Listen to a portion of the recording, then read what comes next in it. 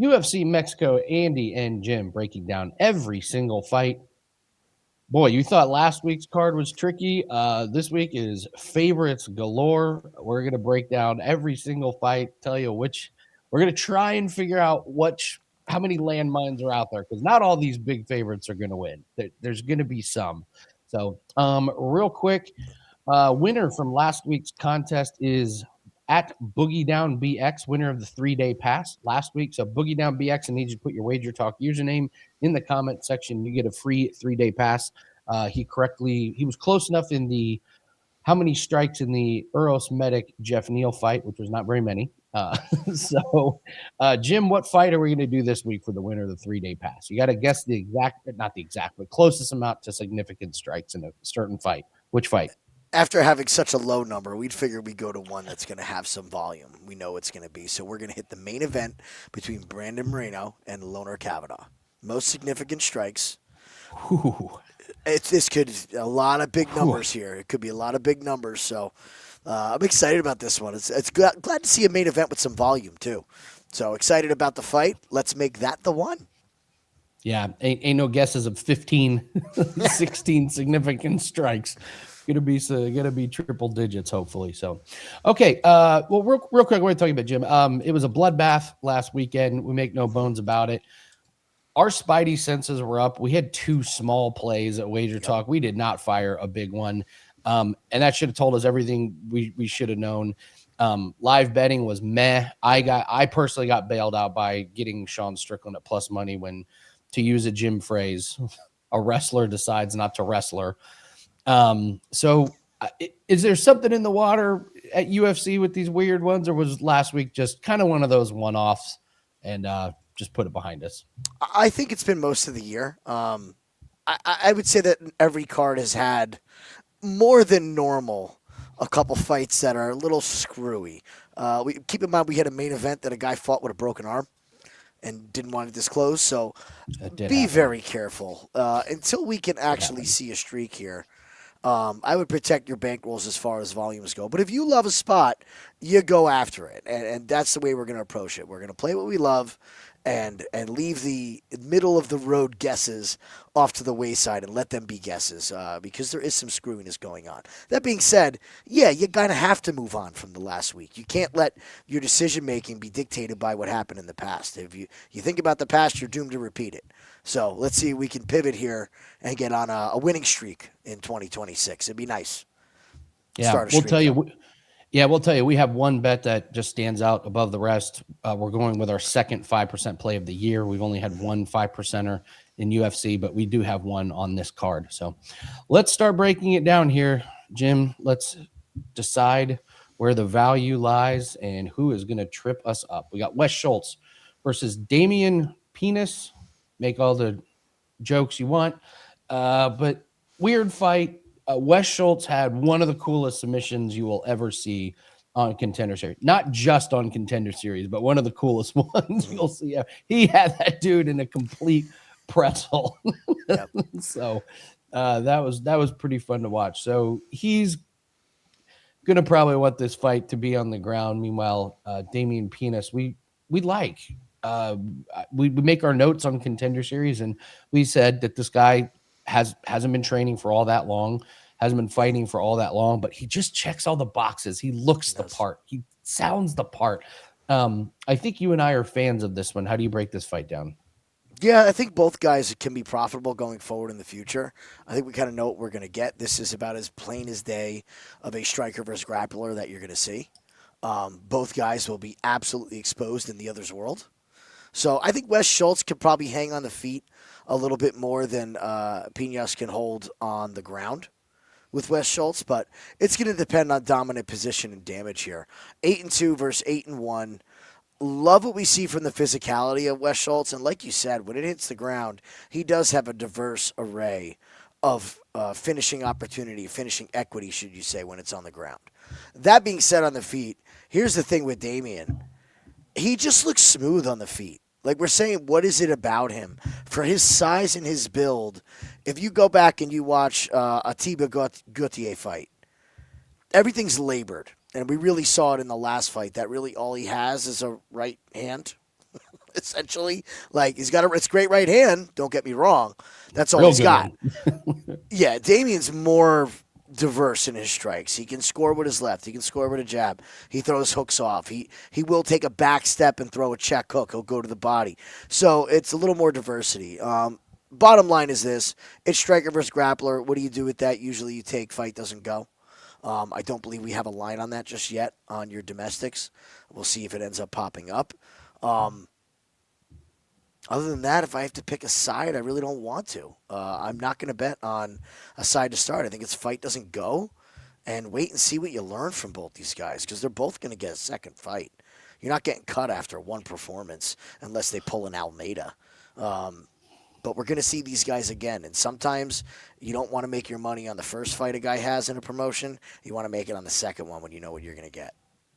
So I'm going to go. I want to tell everyone the odds at the time of recording this. I don't know how these odds are going to change that much, but Pinas is minus 278. Wes Schultz is plus 225. If I had to pick, I would go with Pinas inside the distance. My thing with Schultz is he's I have a buddy who he has a saying, I've never had just one beer. No beers or, a case. And that's kind of Schultz. Like when he goes all out, man. He goes for that early finish. And if he doesn't get it, look out. I mean, this guy struggled against Dylan Budka. Just remind you, he's better now. But I would go with Damian Pinas. We just thought, man, this guy looks like a legit UFC fighter that's only going to get better with proper training and such. So, all right, that'll be the first pick. Only on UFC Mexico in the year of 2026 could Francis Marshall be a minus 750 now. Jim, I guess it makes sense. I'll let you go first, but there ain't no way in the hell I'm laying minus 750 on Francis Marshall, who has given me third-degree burns trying to bet on this guy. What do you think? Yeah, minus 700 just takes you right out of the game here on Francis Marshall. In no world, maybe against a handful of fighters, this guy should be minus 700. I don't think Eric Silva's one of them, but Eric Silva has a lot going against him going into this fight. That's the big problem. Marshall, not a big finisher, but if we go to Eric Silva, he is a finish machine, whether he's getting finished or he's finishing the other person.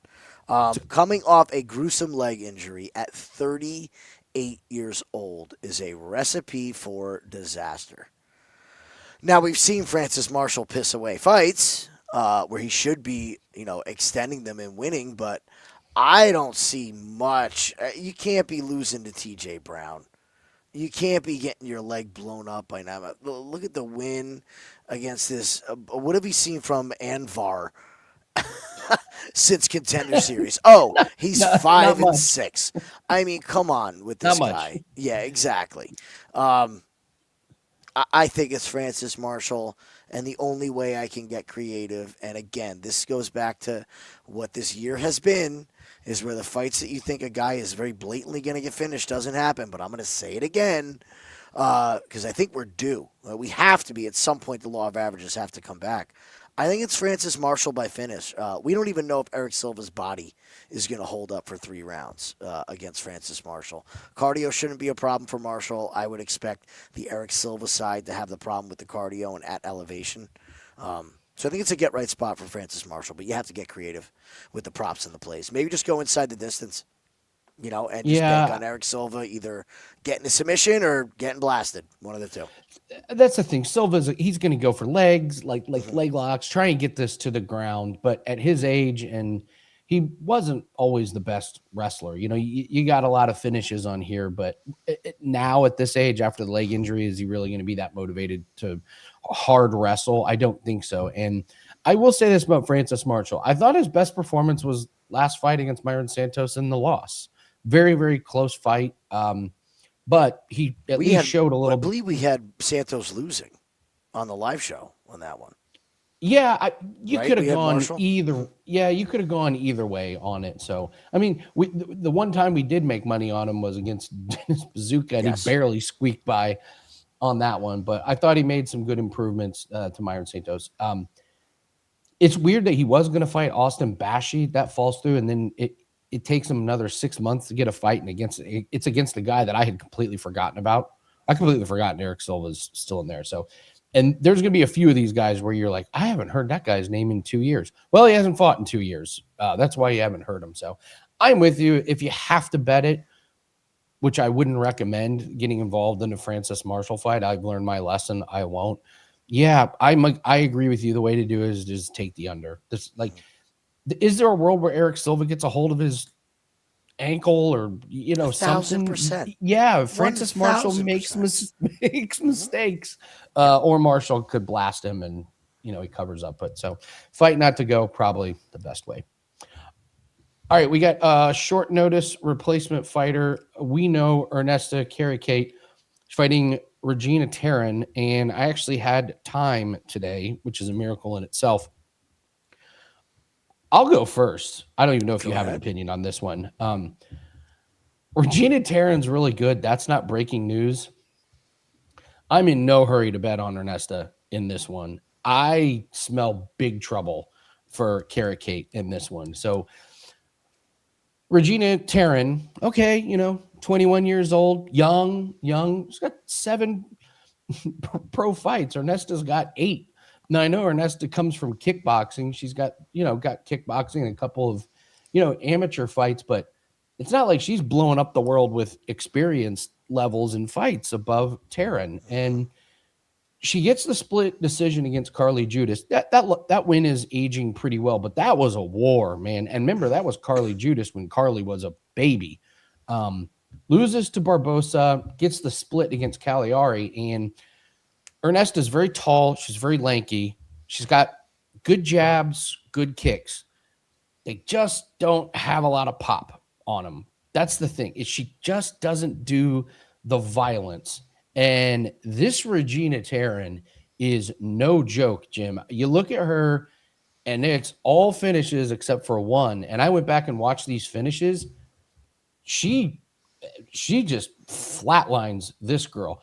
This Caitlin Neal, she overwhelmed and a lot of punches standing up. It goes down as a KO. What it was a minute of nonstop action, nonstop flurry, unlimited cardio.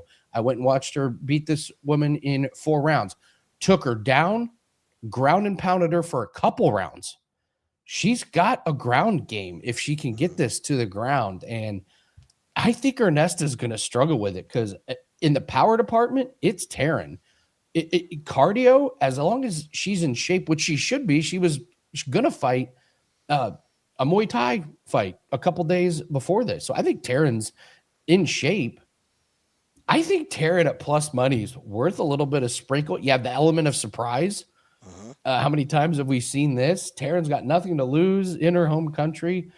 I think Kareckaite, I got some questions about her, and the big thing is power. Does she have the power to keep women at range? She's got the length, but does she have the power to scare people? So if I'm betting anything, it's Tarin. And do not be surprised if there's a live bet if Tarin looks really good in the first round, because I'm telling you, man, she's going to look as good in the third as she does in the first. Very, very impressive doing the tape on her. That's my take. To answer your question, is Ernesta going to have the power? No. She's not going to magically find it.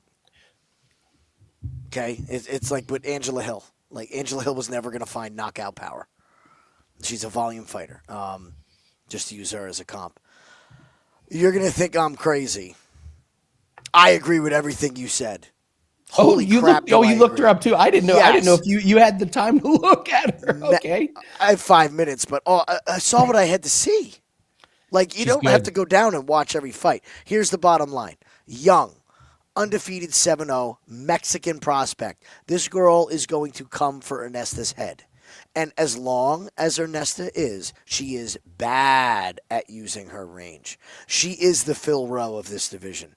Like, we're going to wait till the third round to throw jabs, Phil? Really? Third round? We're going to throw combos? Ernesta might not even get to the third round. She ain't going to be throwing good combos. She likes to lean off and throw that lead foot roundhouse kick, that spot roundhouse kick. And when you have someone like Tarin who's going to walk down the center line and get in your face and throw volume, I think that Ernesta is going to be in trouble with the speed off of her kicks. That's how I win this fight if I'm Regina, is that I'm trying to time the kicks with a big shot down the middle and swarm her. She has the grappling advantage. She has absolutely nothing to lose.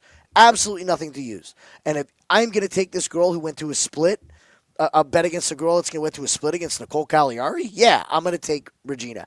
I can't wait to see what the lines are on the props on this fight because I think we're going to get really great numbers on this Tarin. Because they're just going to see short notice, late replacement. Oh, Kareckaite beat Judas. Judas just fought last week. So there could be some lazy study going on with these lines. We might be able to get some really good plus money on the Tarin side. They're trickling out about the time recording this. I'm seeing plus 185 on Tarin. I mean, I jump on that right now. But it doesn't matter who the opponents were in a fight like this, schemed like this, you're taking the plus money. You're not laying chalk in this fight. Not with Kareckaite. I'm excited. I didn't think you would have had the opportunity to look at that. Yeah, I wanted to see who it was they yanked out because I was actually kind of interested in fading Ernesto already. So I was like, okay, all right, let's see what we got here. And I'm pleasantly surprised. All right, we move on to Douglas Silva de Andrade against Javier Reyes. We know Reyes from Contender Series. Mm-hmm. We weren't that impressed with him, but now he fights a guy in his 40s. What do you think about this one? This fight is gross. That's what I think. 22-5. Don't know how we got there. Very athletic for Javier Reyes. Has the physical build. Obviously younger than Silva de Andrade. A violent guy. That being said, not high on him by any means. Just not a guy that I'm ready to write home about. Lucky for him, he gets the draw of the 40-year-old, but this is the fight where everybody makes the mistake of saying 40-year-old, let's fade him, and we're going to take by finish all the lazy tape study. Silva de Andrade, even though he's 40, guy's still tougher than a $2 steak. Tough guy, and God knows with those Brazilian training regimens, the Barcelos method, a couple of our other lovely Brazilians that we've seen recently since USADA's gone. Who knows? We might see a second life here from the 40-year-old. So I just kind of want to play this fight to go the distance. I think Silva Andrade could get his butt kicked in 3 rounds and just not go anywhere out of being tough. So I'm not going to pick a side in this. I don't think you bet on a 40-year-old, and you don't bet on a guy you do not think is that good. So give me fight goes the distance. Javier Reyes is like kind of perfect for Dana White and what UFC wants. Wild, will throw it. Throw a million punches, not great form, doesn't matter. He's going for the finish. Really annoying to me. They can't keep his hair under control during the fight. That's I'm telling you, it's bad. It's a thing. IQ. It's an IQ thing. It is. If you've watched us for any amount of time, you know if a fighter and his team can't get their uniform and their long hair right, what are the odds they can get a game plan together? On Contender Series, a minute into the fight, the guy's hair is going everywhere, and it's a thing because you have to keep screwing with it throughout the fight. We noticed this in Miranda Mavericks, like first fight, and then what happened? They fixed it, so it's not in their eyes anymore. So yeah, I don't know.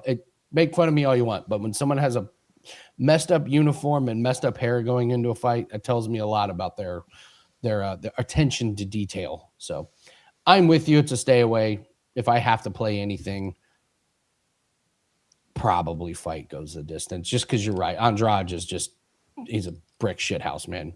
Dude's a rock. He's an absolute rock. So, and I honestly could see Reyes tiring himself out trying to go for an early finish and kind of having to weather the storm. So, no opinion on the side there. Christian Quinonez and Chris Moutinho. Chris Moutinho making his triumphant return once again to UFC. Do you think this go around goes any different for Chris Moutinho? No.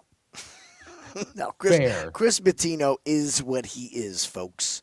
Is what he is. He's a guy that saved a card out of nowhere, and guess why they brought him back? To save something else.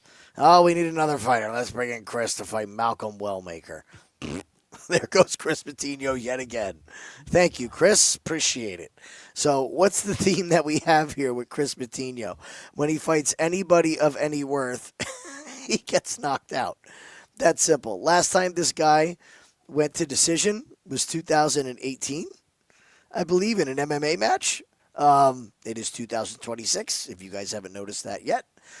And the damage is accumulating. The shot that he got hit from Wellmaker was a great shot. Absolutely great shot. But what did we see from Malcolm Wellmaker in his next fight? Is that when he fought a quality opponent, that those hard shots that he landed didn't necessarily put a guy right out. Moutinho was sleeping before he hit the mat with that hook. And it was a great hook, but that's really a bad sign of a bad chin. I just think it's going to be Moutinho getting finished again, and I will hate myself if I do not make money on the second coming of Chris Moutinho in the UFC yet again. I am not a big fan of Christian Quinonez, but he has all that he needs to take this guy down and beat the snot out of him. And on the feet, beat the snot out of him. It's going to be quick. I would say probably within 2 rounds. I don't see Moutinho getting out of there. I'm assuming that we have altitude all set and squared away. I know a lot of fighters are out early. A lot of fighters are out there early, Quinonez being one of them. So I think the cardio will be fine, and Moutinho really not known to be a barn burner by any means itself. So we're going to fade Chris Moutinho one more time, buddy. Maybe we'll get another. I'm with you. And the only way that you can play this is some kind of under. Quinonez by finish. You look at Quinonez, his last 3 losses are by submission. That's not exactly Chris Moutinho's game. And I got to be honest, the punch from Wellmaker that knocked out Moutinho was a hard punch, but Moutinho's chin was just out there, and he had been wobbled before. I'm with you. I don't know. It's up to these guys what they want to do, but the wear and tear on Moutinho and the damage this guy has taken is a little bit worrisome for me. And I just thinking it's with each and every knockout, it's just going to take less and less to knock him out. I don't think Quinonez needs to land a massive Hail Mary on a Teba Gaudier-esque, Francis Ngannou in his prime finish. I think you just get to the chin, touch him a couple times. The worry, we haven't seen Quinonez in a while. You do have to go watch this Barcelos fight. Barcelos grabbed the fence. The only other worst time I can think of is Gafurov grabbing the fence. But Barcelos should have been taken down on his back multiple times and was just like hanging on for dear life. The crowd was booing. Like everybody saw it except the one guy that shouldn't have, which was the ref. So I thought Quinonez put on a pretty good showing against Barcelos. So it's the only way I can play it. You're not doing anything with minus 675, I don't think. So the best way to do it, it's Moutinho. This guy's fights don't go the distance. So if you put 2 and 2 together that Quinonez should win and that Moutinho's fights don't go the distance, then you just got to settle on Quinonez. Maybe you just do Quinonez rounds 1 and 2. I don't know. It's way too much juice in this one, but I'm with you. There's another guy on this card that are we going to get other opportunities to fade Chris Moutinho? What did you call this? The one for the road? Last call. Last you're at the bar. It's last call. You better get one more. Even if you don't need one more, what do you do at a bar when they say last call? I have one more. One more. Close me out. Give me one more. Yeah. So yeah, shout out to Chris Moutinho, but yeah, this might be last call for him. So we want to try and make money off him. Probably Quinonez by finish. Moving on to Macy Chiasson and Eileen Perez. I think we know exactly what Eileen Perez wants to do, but can she do it? You found some pretty interesting information on Macy Chiasson, some things you're not going to see on Tapology. What do you see? Now, this is fresh off me saying last week that fighters are liars. Keep this in mind as well. However, we do have to do our due diligence, right? So I found an article with Macy where she's saying again that they had a baby last year. She's figuring out how to be a mother. Really excited for this fight. Is now incorporating marathon training and working with the oxygen mask while she's training and really focused on her cardio. She's been out in Mexico City for 2 weeks already ahead of this fight. I don't know necessarily if 2 weeks is enough. I'd like to see 3. I can tell you just changing time zones, it takes me 2 weeks to feel normal, let alone train again. at a proper level. So at least she's out there a little bit ahead of time. But sounds like she's fully committed. The problem with everything that she's saying is I don't know where it changes her skill set. Is her being able just to push her cardio enough to take her to the next level? What I see is that she's never met a takedown that she hasn't liked. She always ends up on her back, and it's not really going to matter what her cardio is like if she spends 2 rounds on bottom against Perez. So tell me what you're doing for training. Where are you? Who are you with? Are you training at altitude with wrestlers? Are you working on your takedown defense? Are you going to offensively wrestle and try to push the pace against Perez, who's a known gasser in the 3rd round? And I wanted to bet Perez so bad. I still do. Think she's the right side. Expecting a 29-28 decision for Perez. But that 3rd round is going to be an absolute freaking nightmare. An absolute nightmare. If the cardio of Macy does hold up, and it's the 3rd round, it starts on the feet, and you look over and Perez is lumped up from those Macy elbows, and she's breathing heavy. Oh, buddy, hold on to your pants because you are going to be in trouble this 3rd round. It's going to be trouble. But I do see it at 29-28 for Perez. I think she banks 2 rounds, and we can pretty much guarantee Macy's going to make the big strategic mistake in the 3rd to get herself taken down with like a minute left where Perez can just stall and survive. So give me Perez by 29-28 decision. Just when you watch Macy, you're just like, why did you accept guard against Ketlin Vera? You had the proper position. Why did you slide into guard? Why are you getting outstruck on the feet against Yana Santos? What a live bet! What a live bet that fight was. Ooh. Yeah, yes, it was.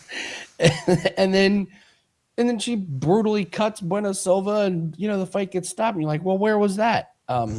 She's so inconsistent. So it is Macy Chiasson might be the queen of the live bets. You can kind of see what you're going to get. Listen, if she somehow stuffs Eileen Perez in the 1st round and makes Perez work, I will automatically be betting Macy, because Eileen Perez's game plan is I can kind of take round 1 off once I get it down early. But the second she has to work and start using energy, it's trouble. So I don't even care if Macy Chiasson loses the 1st round. Just make Perez work. Make her work hard for the takedown. Like, try and get back up. Don't accept guard. So it's a live bet. I have nothing but I was with you. I was like, Perez, kind of like her, maybe rocket ship up. She's, been doing well. And then it's like, God, if she gets stuck, she's not going to land every takedown in the 1st round of her entire career, is she? Like, eventually someone's going to stop Perez's takedowns. So maybe Macy's the one to do it. But in the end, it could be one of those things where we're rooting for Macy, and then all of a sudden, minute and a half into round 1, there she is with her legs wrapped around Perez on the green. You're just like, God, some things never change. Going for a triangle, which hasn't been landed in 3 years now? Going for a triangle. Yep. Yeah. So, all right, we move on to Jose Medina versus Ryan Gandra. Before we do that one real quick, we did the last call. We do have our 5% gold. It's hammer time. Best bet, that is up. 1 play up so far. If we have any more, we will be putting those attached to this one. So, full disclosure, we had a couple small plays last week. They didn't go well. We did not like the card. We think there's a few really, really confident bettable spots. So we decided to step out. Second 5% UFC best bet this year. So grab that. It's over at wagertalk.com. If you want something better, you can go to the specials page and you can get 10 days for the price of 7. If you're watching this Thursday morning, Wednesday evening, we have a 5% darts play that goes off. Tons of plays that are coming up. Boxing, we've got rugby, we've got cricket, we've got NBA. We finally have a bettable NASCAR race. We got 3 plays up for that. So we always recommend buy a package, get like multiple days. Give us 10 days so you can see what we can do for your bankroll. But let's catch this 5%. Let's keep making these best bets big time winners. So, all right, we move back to the second leg of the last call. Jose Funky Medina against Ryan Gandra here. Where do you want to start? I want the bartender to get down here and pour me a shot because it is the end of the last call. This could be the last chance we got to fade Jose Medina. Dana's boy, Dana said, what did he say, Andy? I see something in this guy. There's just something about him. Something I see. Well, I think we know what Dana saw. He also said, I know the guys are going to hate me for giving this guy a contract. He actually said that too. Yeah. You know what Dana saw? A guy who he can throw out and build all his other fighters. Look at this list. Now, you said to me that they didn't like Zachary Reese. They weren't pushing him. Zachary Reese is on that record. Who else did they want to push? Gaudier, right? Throw him out there. Now, the Dusko was a loser goes home match, and somehow Medina's still here because they need a brickhead for Mexico. The problem is this brick? It's an old brick, guys. It's an old cobblestone road brick. This isn't fresh masonry brickhead anymore. I think this jaw is done. And at 34 years old, when you made a career out of being tough, and now you're fighting at the highest level, we've seen the results. You have Zach Reese, who's more of a decision machine, but when he's fought people with finishing ability, it has gone bad, and it's been gone bad fast. Ryan Gandra does not get paid by the hour. So to me, this goes one of two ways at altitude. It's Ryan Gardner by knockout early, or we could see this man absolutely fall off a cliff. Now, he has made it to round 2 before, but again, contingent on getting the knockout. We have seen a decision. That was against a 4-3 guy. Is Medina as bad as Luis Fabiano? I don't know. We don't know, but I am not going to pass up the opportunity to fade Jose Medina one last time. And maybe, again, we get lucky and he gets a second fight. To me, it's Gandra by knockout. I believe it's sitting right at what? By finish was minus 225. Playable. Yeah. Playable. Just hold your nose and hope that Medina's chin is really broken. I don't think he's as tough as... I mean, he's tough. I don't think he's as durable as people make it out to be. Go back to his losing streak. Okay, so first off, he went to split decision in Thunder fight. Yep. Got his ass kicked on Contender Series. And it turns out, we deemed this Magomed the Magomed that cannot wrestle. And he can't strike that good. He was cut almost immediately. Mm-hmm. And you're right. Then he's fought Zach Reese. And Zach Reese kicked his ass. Like, almost finished him in the first round. And then Zach Reese was like, whoa, I need to manage my cardio.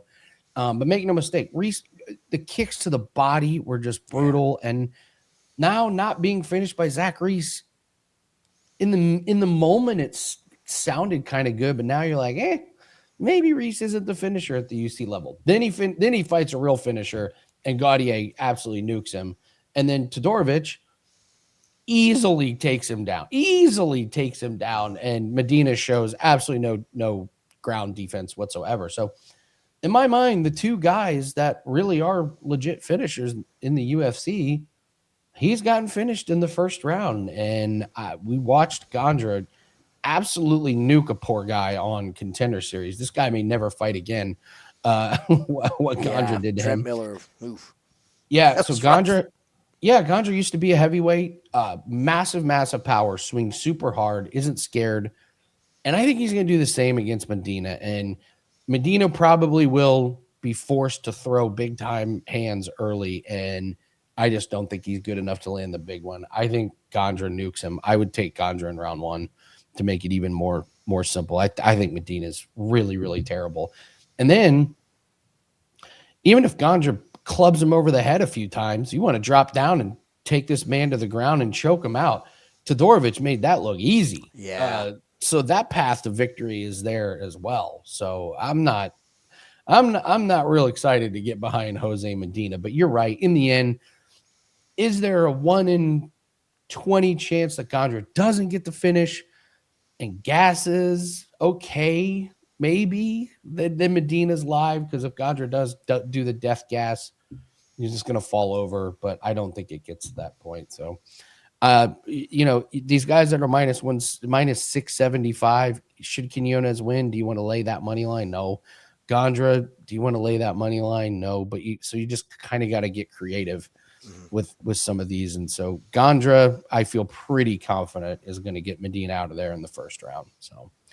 But if you want to be safe, just fight doesn't go. Yeah. Parlay it. Just do something with the overall fight not to go that way. If slips on a banana peel happens, you're protected yourself. Santiago Luna and Angel Pacheco. Pacheco, this guy was kind of interesting. He's another guy, back-to-back fighters that lost on Contender Series, got a contract and haven't looked that good. So, what do you make of this fight? It's Luna or nothing. Sometimes it's as simple as saying Mexican fighter against the unranked 7-3 guy who lost on Contender Series at a Mexico card. We say it all the time. What does the UFC want? I can tell you right now, they do not want Angel Pacheco to go in and make their 7-0 prospect look bad. It's that simple. The losses to Danny Silva and the losses to Callum Loughran are two bad fighters. Danny Silva's not horrible. I just sat through a Callum Loughran fight in PFL, and that's 15 minutes that I can't get back in my life. Bad. My gosh. Sign me up for a Dusko Todorovic or a Jose Medina fight any day of the week over a Callum Loughran fight. So to me, it's Santiago Luna. I think he's set up here. It also is the first fight on the main card. We know what they want. They want Luna to come out, make a splash, all right, as the first fight, and set this up to build him in the future. So it's probably Luna. Now, again, now we got to go back and talk about method. This guy's a finisher. Is Pacheco tough enough? Is this a big spot where he goes too hard too quick and doesn't get the finish? I'm nervous about some of these finishes, and Luna's one of them. Could be a good first round, and then we might have to go into cardio mode and survive for two, win the second, and get to the decision. So I think you got to use the Luna money line. I just wish we could get a better number. Yeah, I mean, it's, again, minus 625. You're not just, it's tough. So one thing about the Luna, he got rocked early against Gang Lee and was just like making this firefight. So on one hand, you could say, well, tough as nails, ate the shots and kept coming forward, finished them off. Or you could say, wow, you're getting rocked by Gang Lee. I think he's going to try and make this a firefight. And Pacheco, you go back to this fight against Danny Silva, and in the moment, it looked really, really good. It was like, oh man, these guys like put it all out on line, and they did. It was a hellacious fight. But then Silva split against Coulibaly, split against Almeida, loses to Kevin Vallejos, and you're kind of like, was that a great fight, or was that just two very equally matched mid-level guys that were just so equal that they put on a hell of a show? I don't know. I thought it was alarming how bad he looked against Kyle Loughran, and then how Loughran looked in his God, it was fight. Bad, man.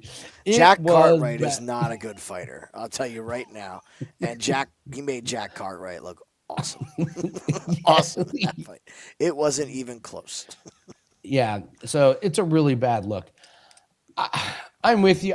We're gonna have to go over some underdogs. So when we get done breaking down every fight, we should just go through and try and make a quick case for the underdog, which ones scare us the most.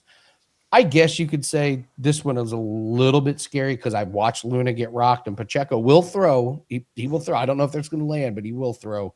But Luna's the pick, but minus 625. I'm not sure what you're doing betting wise with this one. Emmanuel Rodriguez versus Kevin Borjas. Coming to you first. What do you like or not like about this fight? I like Rodriguez. I loved Rodriguez coming off Contender. Absolutely loved him coming off Contender. He was a guy that after the show was over, the coaches reached out and said, "Look, you got to come. You got to come fight." Cormier. You got to come train with us, man. Like that. That's it. You got to be with me. He's fought some tough guys, which I love too. So, I mean, again, he loses to Morales in a split, who ends up winning the entire show. By the way, what the hell was that from Joseph Morales? He looks like a world beater running through that show. So we'll see how he looks in the rest of the UFC. I mean, you look good so far. Well, he had the match Snell treatment. Easy. They threw him Match Snell. Let's try to promote that show like these guys are good. Give him Match Snell. The retired Match Snell. So I like what this kid has done. He's got great combinations to the feet.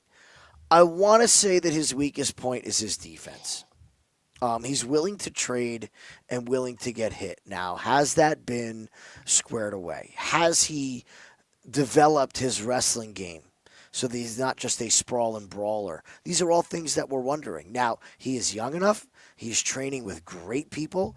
I expect nothing but improvements from him. Kevin Borjas on the other side, I think he's a finished product. We know what we're going to get from him. We're not going to get massive finishing ability. He can hang with some good fighters. But, again, more of a decision fighter at this point.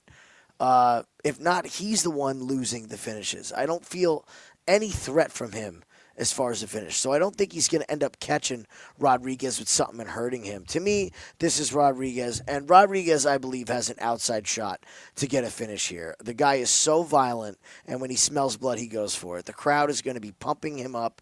Again, let's go right to it. Give me the Mexican fighter at home. The UFC wants to push.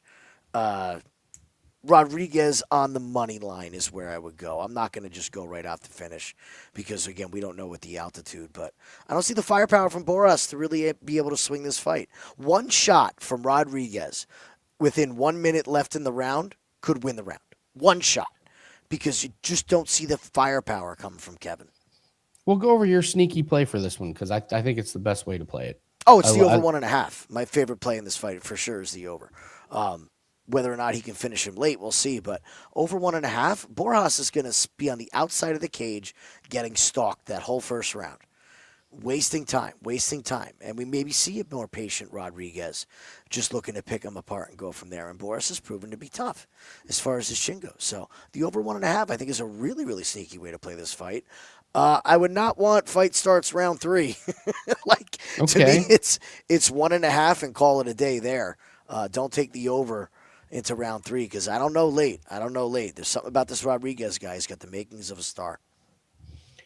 Yeah, I mean, only 6 fights. So, I don't know if I'm trying to poke holes in it. The real pro that he's fought was Joseph Morales, and he did lose to him. It was a great fight. So, I don't know. We were not big fans of old Roki going into Contender Series. Let's just say Ragnarok 18. His win at Ragnarok 18 didn't really. I mean, Ragnarok 17 was amazing, but Ragnarok 8. And yeah, when he walked out with Daniel Cormier, you were like, oh, okay, we know where this is going. But you're right. If he's training with DC, this is another reason why I like your 1.5. What if he does kind of mix in the wrestling? It's a great point. Because that's what Cormier said. You need to work on your wrestling. And so after Contender Series, we'll work on that. So great time to get a 6-0 fighter, cage time. This is a great time to get your. We see this all the time. You have a young prospect who's 6-0, and you got a chance to go 3 rounds and get a lot of time in the cage against a veteran who isn't great, but will return fire, but isn't that big of a threat to get the finish. So to me, this sets up for a pretty good over 1.5. I like the way that you're attacking that one. All right, we'll move on to Edgar Chairez and Felipe Bunes. Edgar Chairez. I mean, when you have 2 losses in your entire UFC career, and aren't these 2 fighting each other now for the belt? Yeah, it's Van and Van and Tyra. Right? Yeah. This man has lost twice in the UFC, and it's the 2 guys fighting for the title. It's pretty wild, right? It is wild. What's even more wild is that Chairez took this fight against Tatsuro Taira on very short notice and went the distance. He was on his back most of the time, but did not get finished. And then if you haven't gone back and watched that Van Chairez fight, he gave Josh Van all Van could handle. It was a great fight. That was Noche. I like Chairez. I've always liked Chairez. I'm always betting on Chairez. Not getting paid on this first Daniel Lacerda fight really, really hurt my feelings. But boy, we were able to make it up and then some against the next Daniel Lacerda fight. And then he does the same thing against CJ Vergara. And then you got Felipe Bunes, I believe. Yeah, I mean, armbar against Jose Johnson, great. But he's lost to Josh Mann as well. This loss finished by Josh Van, keep in mind. True. But Josh Van finished Pantoja. I knew you were. It left my mouth, and I knew it. He's gonna. I know this. He's got a KO win over Pantoja. To me, the gigantic red flag is this loss to Rafael Estevam. Estevam just took him down and held him down the whole time, and Bunes couldn't do anything about it. But again, here we are. Do you want Chairez minus 325 or Santiago Luna minus 625? You're getting $3 difference here. That's how crazy some of these lines are. I'm not going to overthink it. I've loved Chairez before he got to UFC. I didn't like him against Tyra, but I've liked him in all of his other wins. I feel like I get a pretty good read on him. I like Chairez. What do you think? I agree. I think Felipe Bunes is one of the worst fighters on the roster. Ooh. For sure in this division. He's not here for a long time. He's here for a good time. Got a couple paychecks in, 14-8. Now you're gonna say, but Jim, Chairez is 12-6. If you go watch these guys fight side by side, the 12-6 looks very different than the 14-8. Okay, it's how did we get to 14? What's the famous line from Bull Durham? What's our record? 5-28. How did we ever win 5? That's what I feel with Bunes. How did we ever win 14? I just don't know. To me, yeah, it's Chairez. Again, the guy they want to build. And I think they realize we talked a lot about the new blood in this division. And we went from having Pantoja just having this division gridlocked to now we got Tyra against Van for the title. Pantoja coming back, a win dominantly for Bunes, and you call out the loser of that championship fight. Oh, you mean Chairez? Oh, Chairez. Win for Chairez. Yeah, like a win for Chairez. I'm calling out the loser of the title fight. I want my. I've rematch. Lost to both of you guys. I want my rematch. Tyra fight. I took that fight on short notice. Van, I took you to decision. I want my rematch. Give me that number 1 contender fight. He's got a chance here to really jump in these rankings from 32 up to damn near the top 10. Make a statement, young man. Get that finish on Bunes. Move on up. All right, we move on to Daniel Zellhuber against King Green. So after we're done breaking down all these, we'll go through and try and pick some spots on underdogs. I'll just tell you, King Green's going to be probably tops of my list of on underdog that I really do believe is worth a live shot here. Zellhuber 15-3. You go, 15-3. That's amazing. Well, 2 of them losses are in his last 2 fights, and the other is against Trey Ogden. There's a lot of Lando Veneta and Christos Chiagos in there, and the Francisco Prado fight is pretty good, but I find myself watching Zellhuber just wanting more. How are you not using that length a little bit more? How are you not getting guys on the ground and working those submissions with the long legs? It just feels like he ends up being the one on bottom. He ends up the one being jabbed up and boxed up on the feet. And you're kind of going, how is it happening to this guy? So King Green, sorry.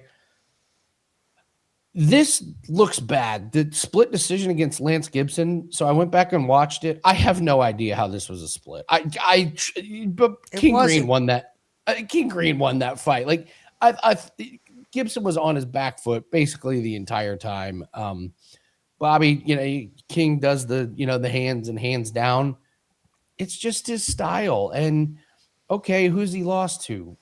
Patty. Ruffy gets the spinning heel cook. Now Turner, that loss is scary, but it is, a couple years ago. So it's a number thing for me. Plus 380. Are you want to lay minus 500 on Daniel Zellhuber? Knock yourself out. It's dog or pass for me. I think Bobby Green is not going to be scared of. I keep calling him Bobby. I think King Green is not going to be scared. he's not going to be scared of anything Zellhuber's throwing, because I just what's Zellhuber's finishes, like Christos Giagos anaconda choke. Other than that, ground and pound, there's no submissions here. You would think that'd be where his advantage is against King Green, and I don't see it. I think this is this is going to be my parlay buster. I think people are, King Green's done. Nah. I think King Green's got a little bit left as long as this is on the feet. I don't think Zellhuber, he hasn't shown the fight IQ to take it down to the ground when he should. And this loss against Michael Johnson was alarming at best. So King Green will be the pick for me. What do you think? Well, that's the big question, is the mind of Zellhuber. Physically, he's all of the minus money that he is. Like the line makes sense if you're just looking at this physically. You have an older fighter, shorter fighter, slower fighter, slowing down. Well, Bobby's still fast, but his reaction time is slowing down. Zellhuber's got the length, he's got the power, he's got the reach, he's got the movement. We keep going. God, it so sounds like you're talking about Randy Brown. It does, right? It's a total Randy Brown moment. So I agree that I think King Green's an underdog, but in looking at this fight, I track something down here I think we got to be concerned about. If we go to King Green's record, please, you're going to see a common denominator with his last 3 losses. All these guys have something in common, and what they have in common is they may not be the best fighters in the world. We've already seen them all drop the ball in big spots as well, but he loses to Ruffy. What did Ruffy have over him? Length. And he fights long. What did Patty have over him? Length and size. Didn't work out so well. What did Jalen Turner have over him? Length and size. Didn't work out somewhere. Let's look at his wins. Lance Gibson Jr., not in the same class. Jim Miller, same size, same age, never a striker, primary of the jiu-jitsu guy from the beginning. Okay? Stays on the feet. It's Bobby's world. Grant Dawson. I still contend that if he does not knock Grant Dawson out with the first stupid little punch he throws, that fight looks totally different. We could be looking at a 2-4 Bobby Green, where his wins are over Jim Miller and Lance Gibson. Before that, yes, he chokes out Tony Ferguson. Let's not even talk about that fight. Should have never even happened. Looks good against Jared Gordon, but again, a guy his same size. All right, the Dober fight, great fight, right? Dober fight was a great fight, but gets into a firefight with his hands down.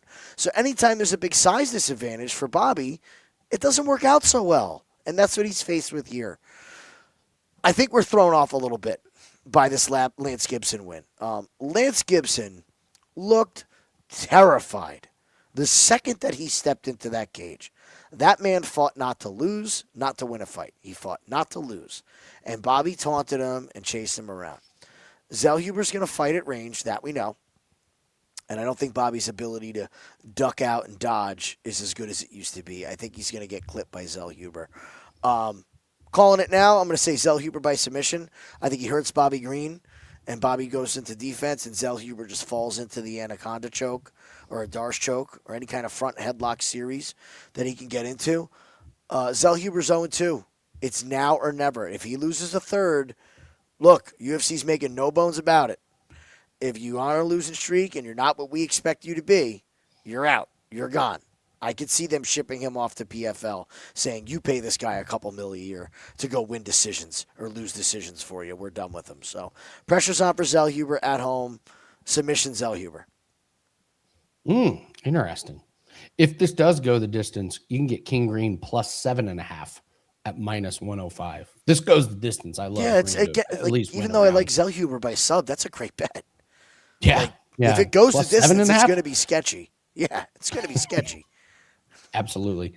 Marlon Vera versus David Martinez. Well, we're wrapping up here, guys, with the second to last fight and last fight. And then we'll do the underdog speed round and the parlay buster and woulda, coulda, should you. Please hit the like button. It really helps us out.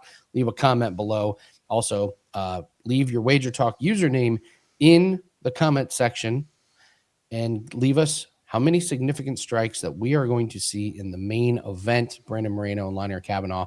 Closest wins a 3-day pass, free 3-day pass. So Marlon Vera, David Martinez. I will just make my analysis really quick. I don't care who wins. It's a Marlon Vera fight. Cheeto fights go the distance. That's how I will be profiting off this fight. Rinse and repeat. What say you? I think it's David Martinez by decision. We have a scientist. We have a guy that we know has good fight IQ. Or doctor, sorry. Not scientist. He might be working on a scientist. He might be knows? both. He might at the presser say, well, I'm a scientist now. He's a doctor. This guy's smart. He fights smart. Rob Font, veteran. Big step to beat a veteran and beat him convincingly by decision. I think Rob Font's footwork and combinations are way better than Chito Vera. The problem with Cheetah is he stands in front of you flat-footed, and Martinez is fast and has the movement. I think he's going to dance around Cheeto for 2 rounds. Cheeto's going to pour it on in the third and then look pissed off when he loses a decision. It's a typical Cheeto fight. When he looks around and says, what the hell, man? I definitely won. Look at this guy. Look at me. What the heck? He'll do an interview on Tuesday with MMA Junkie bitching about losing. Blah, blah, blah, blah, blah. Same thing. The bottom line is Cheeto's fighting for money. Cheeto's never sniffing a title. It's never happening. It's done. It's over. So he's fighting for money. And this is, again, fighting for money. He gets to fight in Mexico, co-main event spot, big payday. I think Martinez just outworks him, man. I can count on this guy to make the right decisions. You can get my money. We've seen really bad fight IQ for 2 months now since we've been back. I think this guy is the poster child for good fight IQ. And Cheeto's the bad. Cheeto's got pretty bad fight IQ. It's up there. Yeah, I mean, his last win since 2022's decision against Pedro Munez. He's just a decision machine. Good defensively, doesn't have any pep. My favorite quote of the week was when Cheeto said, and I quote, "They're not going to need the scorecards for this one." Okay. Alrighty then. All right, we move on to the main event. Brandon Moreno, Lone'er Kavanagh.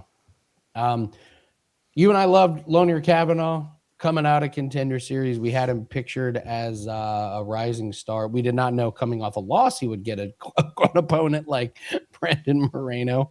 So interesting fight in the flyweight. Going to you first. You know these guys very, very well. Yeah, I hate this fight. I don't. It's going to break your heart. It's going to break your heart. Whoever loses.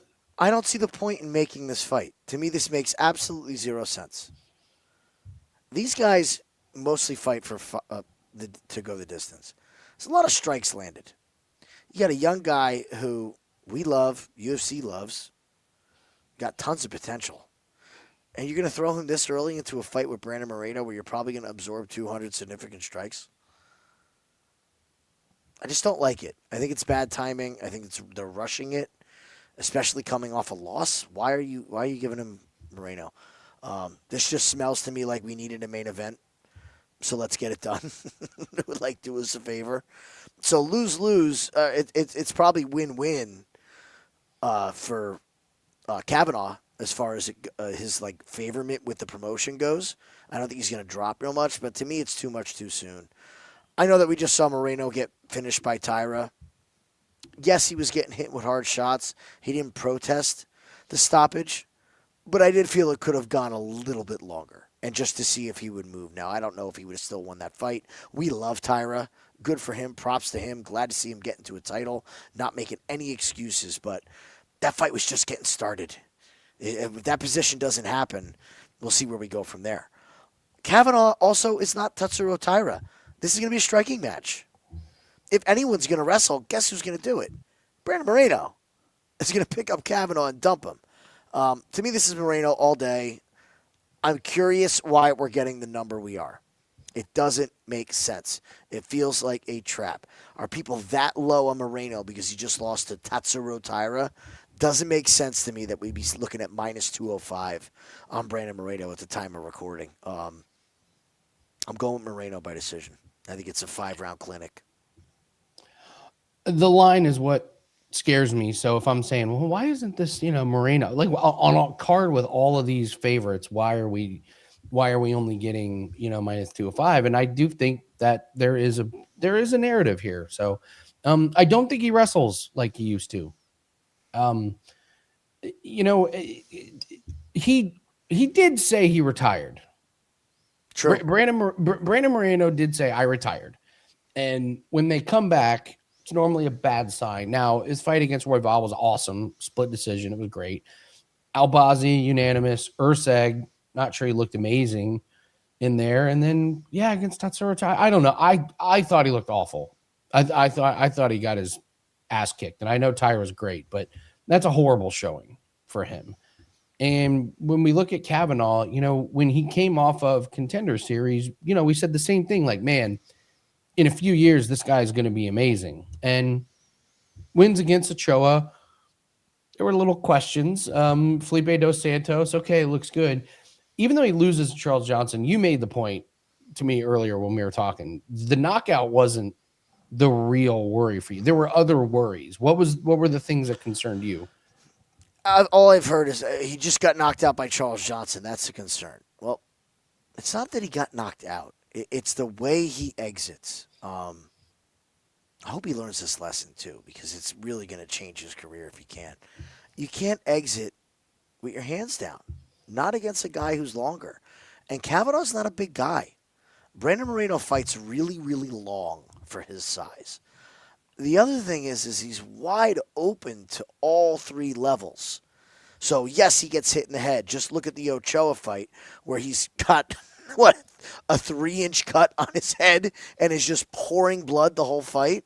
Like, that doesn't happen because of a glancing blow. You got rocked, dude. Rocked.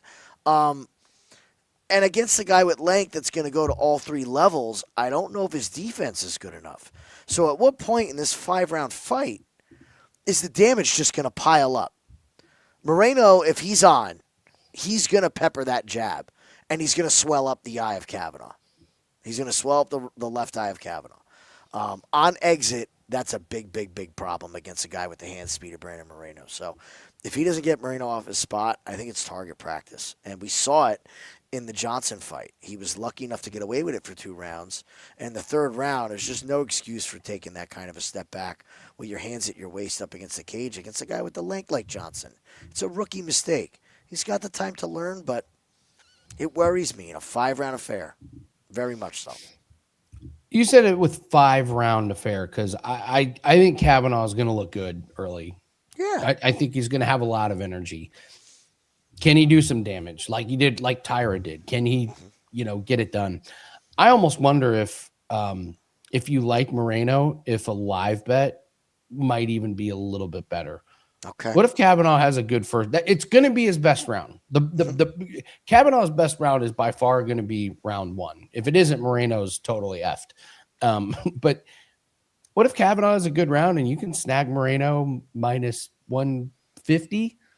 Because if this gets to rounds 4 and 5, it's Moreno all day. He's been there. He's done that. Kavanagh has not. So I have this pegged as I'm not going to bet it pre. I would look to live bet, just hoping Kavanagh has a good first round and just uses a lot of energy and a lot of adrenaline and a lot of excitement. And you're going, uh-oh, this isn't going to last. And that's when the clinic happens. Because I don't know if Moreno knows this is a marathon, not a sprint, 5 rounds. I don't know if Kavanagh can hold it together.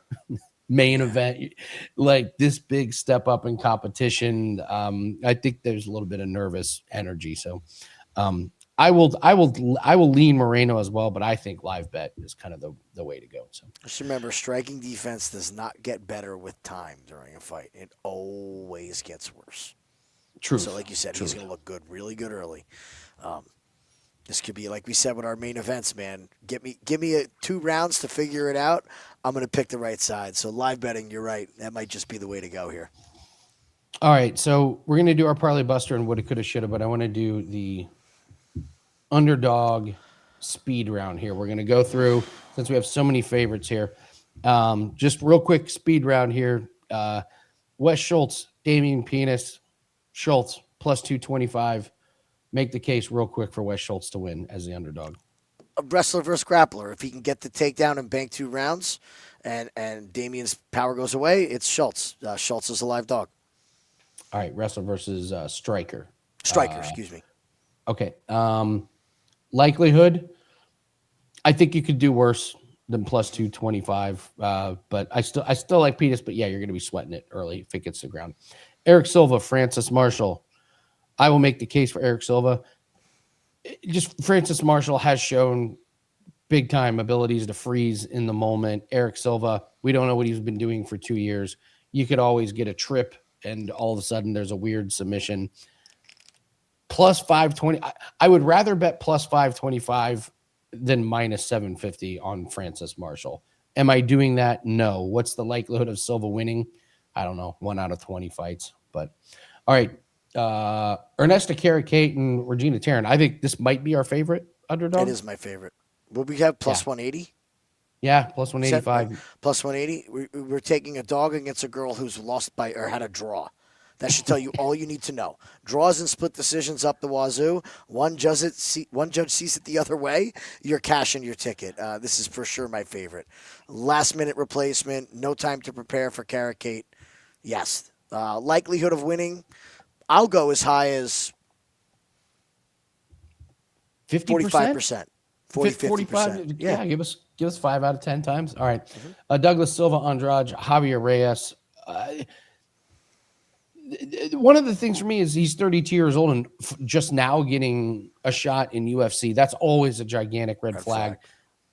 Big finish on Contender Series. I think it masked a lot of the problems that he has fighting a 41-year-old. Andrade's path to victory, survive early, hope Reyes' gas tank goes out, and hope that the Brazilian training regimen is in full effect on this one. How often does Andrade win this one? 3 out of 10 times, so I'm not too excited about plus 190. But it is in the deck of cards. It could happen. Christian Quinonez and Chris Moutinho. I know you want nothing to do with trying to make the case for Chris Moutinho. They get into a firefight. Moutinho lands a big one. I think it's unlikely. Probably the least. It's probably the least likely underdog that I would want my money on. Moutinho. I see no upside on it, so I can't really make a good case for it. But it's MMA. Anything is possible. How many times does he win? It's a plus 500 flyer. Yeah. Plus 500 flyer. That's simple. If you're playing Moutinho, what you're doing is you're playing every plus 500 on this card and hoping to hit 1, possibly 2. So, Macy Chiasson and Eileen Perez with Chiasson plus 140. We can make the case for this one. Oh, for sure. Eileen Perez banks 2. Macy Chiasson comes in the third. And it wins that third round. We have a close second round. If the cardio goes away for Perez and she doesn't get the takedown in round 2, she's in trouble. That's real big trouble. So, again, we have 2 fighters that fight close. We have a fighter that loses round 3 as a favorite consistently. So, yes, Macy Chiasson is live. She wins this fight 3 out of 10 times. Yeah. 4 out of 10 times. The 3 that she wins, 2 of them might be finishes with an exhausted Great point. At the end. So, Ryan Gandra, Jose Medina. Jose Medina is another plus 500. You just got to hope he does the Muhammad Ali rope-a-dope. Gandra just punches himself out. Adrenaline falls off a cliff, and Medina just pushes him over. I think that's about it. That's the only path that I can make. How many times does Jose Medina win this one? 1 out of 10. 1 out of 10, probably. Yeah. Santiago Luna and Pacheco. Pacheco's another one of these plus 500s. Mm-hmm. I guess the case for Pacheco is he goes for broke. He knows he's got nothing to lose. And Luna has shown that chin to be kind of hanging out there. Luna, little excited in front of his home crowd, tries to make it a firefight, gets clipped. We've seen crazier things happen. This is another plus 500. I don't trust Pacheco, but I see 3 out of 10 times Pacheco making this really, really disgusting and nasty. The problem is I think Luna's got a good chin. And I'm not sure Pacheco is the guy to do it. So, Rodriquez, yeah? Agreed, yeah. Okay. I'll let you have Rodriquez and Borjas. Borjas plus 350. Make the case for Borjas. I really can't. I really can't make the case for Borjas. I just think that there's not enough firepower on one side. I don't believe that he's a live dog. And honestly, at plus 350, there's much better dogs on this card than that plus 350 mark. If you give me the choice between Borjas and Pacheco, I'll take Pacheco over Borjas. I mean, maybe 2 out of 10. Rodriguez gets tired, one of them. But I think this is pretty clear cut. a guy who's on the come up, getting better against a guy who, again, finished product. We know who he is. This is the coming out party for Rodriquez. Felipe Bunes plus 260 against Edgar Chairez. Make the case for Bunes, or I'll make the case for Bunes because we both like King Green. The case for Bunes is he did pull out that armbar from bottom against Jose Johnson. It was a really nice armbar. Jose Johnson fought it for a while and could not get out of it. Chairez does like things to get to the ground. So we did see Chairez absorb some damage against Josh Van. I don't think Bunes is that much of a knockout, but you get into a scrap and a scramble on the ground, maybe an arm or a neck gets out there. I don't quite see it. I don't see the value in plus 260. Bunes maybe wins this one, maybe 2 out of 10 times. So can't really make a good case for the plus 260 price tag. We made the case for King Green, so I don't think we need that one. Cheeto Vera plus 260. Can we make the case? I think we can. It's going to be close. It's going to be a decision.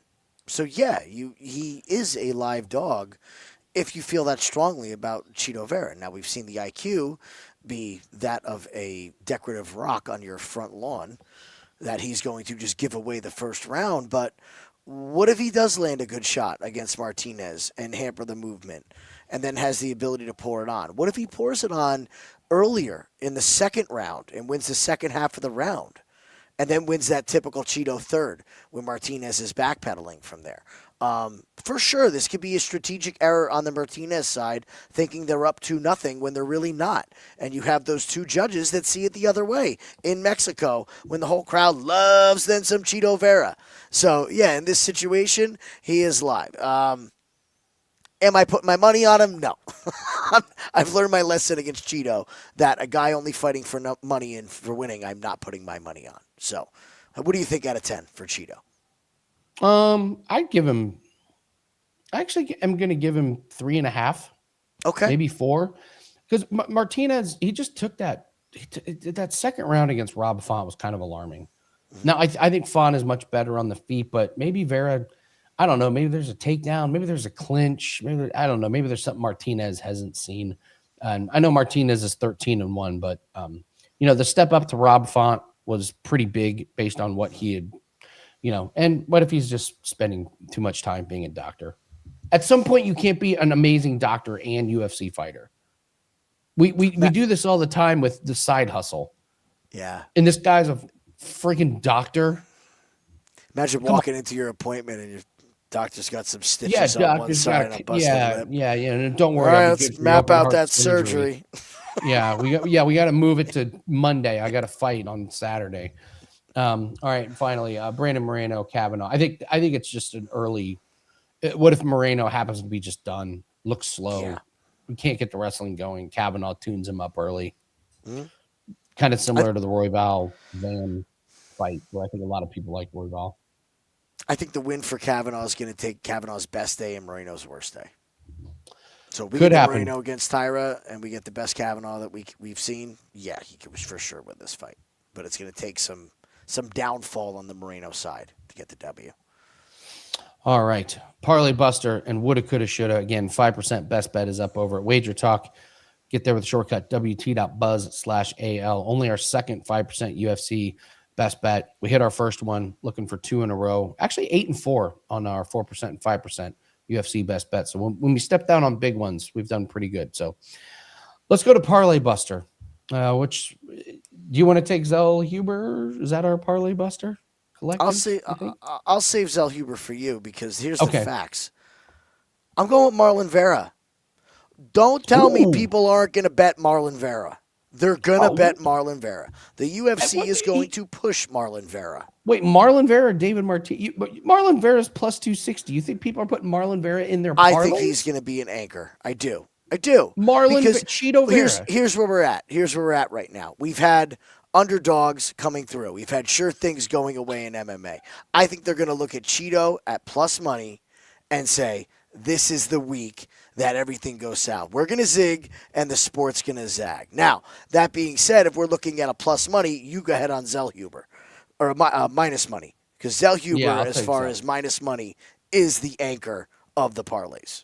Okay, yeah, I think Zellhuber. I think people think King Green's done, and I'm not sure Zellhuber's the one to test the chin. So I'll take Zellhuber at minus 500 as the parlay buster. All right, woulda, coulda, shoulda. What's the fight? What's the bet? What's the prop that we look at and we go, gosh, dang it, why didn't I take that one? What do you think? It's really simple for me. It's Edgar Chairez by submission at plus 175. This guy, when he hurts people, he goes for subs. He does. He's not gonna standing KO a lot of people. And we've seen that Bunes getting a win by submission. If he gets hurt, he's gonna go to the wrestling. The thing with Chairez is his submissions are all based off the neck and the front choke, and a lazy shot with a guy that's hurt. That's what he's dying for. That's where he got both of those submissions against Lacerda, right? Those two submissions because lazy grappling situations. So I'm going with the sub for Chairez. I think he gets another sub. It's a good one. I will go Ryan Gandra to win in rounds 1 and 2 at minus 185. I don't think Medina survives this guy. You want to get real spicy. Just in round 1 is like plus 250 or something. But dude, I'd rather that 1 and 2 is a great number.